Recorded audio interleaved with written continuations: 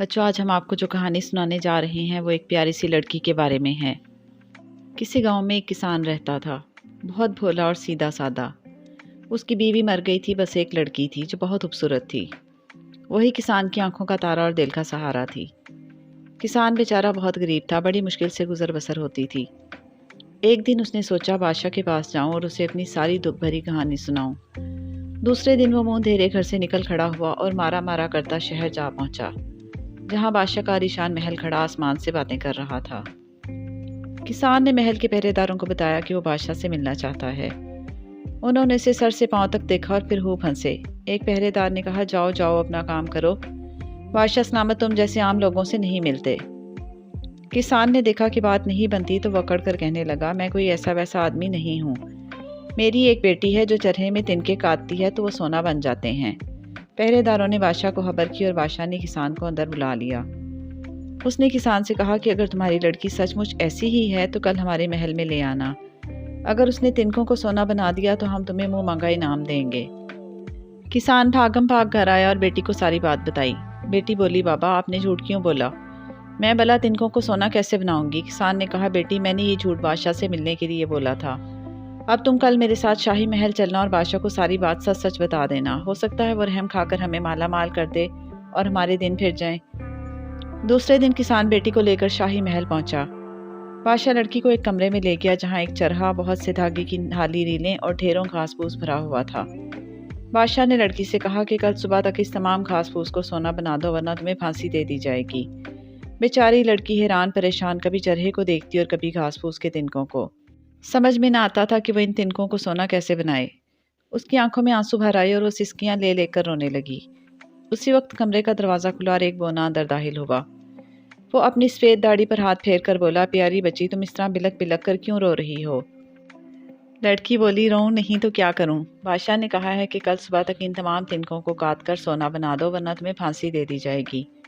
بونا یہ سن کر پھدک پھدک کر ناچنے لگا۔ جب ناچتے ناچتے تھک گیا تو بولا، اگر میں یہ کام کر دوں تو تم مجھے کیا دو گی؟ لڑکی نے کہا، میں تمہیں اپنا یہ ہار دے دوں گی۔ بونے نے ہار لے لیا اور چرخا کاٹنے لگا۔ لڑکی کی آنکھیں حیرت سے پھیل گئیں۔ اس نے دیکھا کہ چرخے میں سے خالص سونے کے تار نکل نکل کر ڈھیر لگا جا رہا تھا۔ صبح ہونے تک وہاں پر سنہرے تاروں سے بھرا ہوا ایک پورا ڈھیر تھا اور کمرے میں ایک تنکا بھی نہ تھا۔ صبح کو بادشاہ آیا اور اتنا ڈھیر سارا سونا دیکھا تو بہت خوش ہوا۔ اس نے سوچا یہ لڑکی تو بڑے کام کی ہے، اس سے اور سونا بنوانا چاہیے۔ وہ لڑکی کو دوسرے کمرے میں لے گیا جو پہلے کمرے سے بھی بڑا تھا اور اس میں پہلے سے بھی زیادہ گھاس پھوس بھرا ہوا تھا۔ اس نے لڑکی سے کہا کہ اگر تم نے کل صبح تک ان تنکوں کو سونا نہ بنایا تو تمہاری گردن مار دی جائے گی۔ بیچاری لڑکی پھر اپنے نصیبوں کو رونے بیٹھ گئی اور پھر دروازہ کھلا اور وہی کل والا بونا اندر آیا۔ اس نے کہا کہ اگر میں ان سارے تنکوں کو سونا بنا دوں تو تم مجھے کیا دو گی؟ اپنی یہ انگوٹھی؟ لڑکی نے اسے اپنی انگلی دکھائی۔ بونے نے انگوٹھی لے لی اور چرخا کاٹنے لگا۔ وہ چرخا چلا رہا تھا اور گھاس پھوس کے تنکے سونے کے تار بن بن کر ڈھیر لگتے جا رہے تھے۔ صبح ہونے تک وہاں پر پھر سونے کے تاروں سے بھرا ہوا ایک ڈھیر موجود تھا۔ لڑکی حیران تھی کہ جو بونا معمولی تاروں کو سونا بنا سکتا ہے اسے میرے معمولی ہار اور انگوٹھی سے کیا لینا دینا۔ خیر وہ خاموش رہی۔ اس دن صبح کو بادشاہ آیا تو خوشی سے اچھل پڑا۔ اس نے سوچا یہ لڑکی تو مجھے دنیا کا سب سے امیر آدمی بنا سکتی ہے۔ وہ اسے تیسرے کمرے میں لے گیا جو ان دونوں کمروں سے بڑا تھا اور اس میں نیچے سے اوپر تک گھاس پھوس کے ڈھیر لگے ہوئے تھے۔ بادشاہ نے لڑکی سے پھر کہا کہ اگر تم نے کل صبح تک ان تمام تنکوں کو سونا بنا دیا تو میں تمہیں اپنی ملکہ بنا لوں گا، لیکن اگر تم ایسا نہ کر سکیں تو پھر تمہاری خیر نہیں۔ یہ کہہ کر بادشاہ تو چلا گیا اور غریب لڑکی سر پکڑ کر بیٹھ گئی۔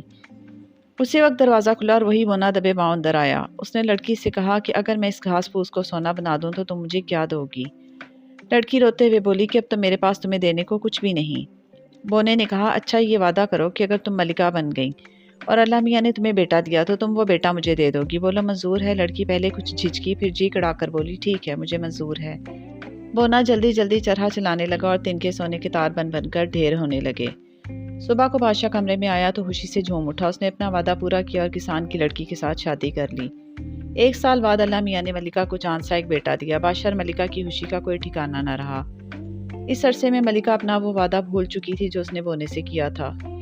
دن یوں ہی ہنسی خوشی گزر رہے تھے کہ ایک دن رات کو بونا آ پہنچا اور اس نے ملکہ کو اس کا وعدہ یاد دلایا۔ ملکہ پھوٹ پھوٹ کر رونے لگی۔ بونے کو اس پر رحم آ گیا۔ اس نے کہا کہ میں تمہیں 3 دن کی مہلت دیتا ہوں، اگر تم نے ان 3 دنوں میں یہ بتا دیا کہ میرا نام کیا ہے تو میں تمہارا بچہ نہیں لوں گا۔ اس رات اور پھر دوسرے دن ملکہ وہ تمام نام یاد کرتی رہی جو اس نے اپنے گاؤں میں سنے تھے۔ جب رات کو بونا آیا تو ملکہ نے ایک ایک کر کے کئی نام پکارے، لیکن بونا نہیں نہیں کہتا رہا۔ ملکہ نے پھر کہا کہ ہاں تمہارا نام ٹام ہوگا۔ نہیں نہیں نہیں، بونے نے کہا لگا کر کہا۔ ملکہ پھر اسی طرح ایک کے بعد ایک نام بولتی گئی اور بولا نہیں نہیں کہتا گیا جب تک کہ تمام نام ختم ہو گئے۔ بونا اٹھ کھڑا ہوا اور بولا میں کل پھر آؤں گا، تم بہت سے اور نام سوچ کے رکھنا۔ دوسرے دن ملکہ نے اپنے ایک نوکر کو آس پاس کے گاؤں میں بھیجا اور اس سے کہا کہ وہاں کے تمام لوگوں کے نام لکھ لائے۔ اسی طرح ناموں کی ایک لمبی چوڑی فہرست بن گئی۔ جب رات کو بونا آیا تو ملکہ نے پھر پہلے کی طرح نام بولنا شروع کر دیا اور بونا نہیں نہیں کہتا جاتا۔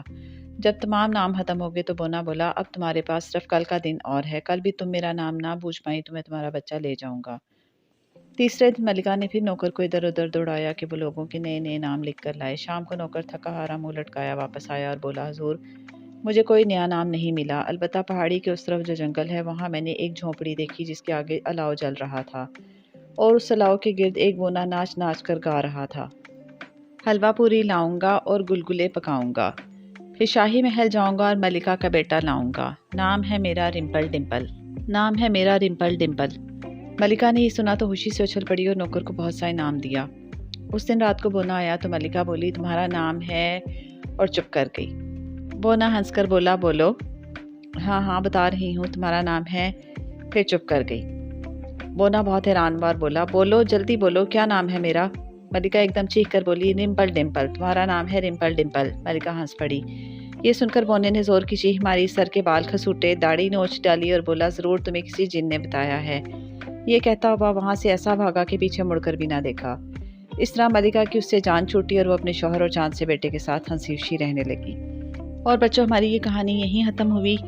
آپ جلدی سے اس ویڈیو کو لائک اور شیئر کر دیں اور ہمارے اس چینل کو بھی سبسکرائب کرنا مت بھولیں تاکہ آپ کو آئندہ بھی ایسی ہی مزے مزے کی کہانیاں دیکھنے اور سننے کو ملتی رہیں۔ اللہ حافظ۔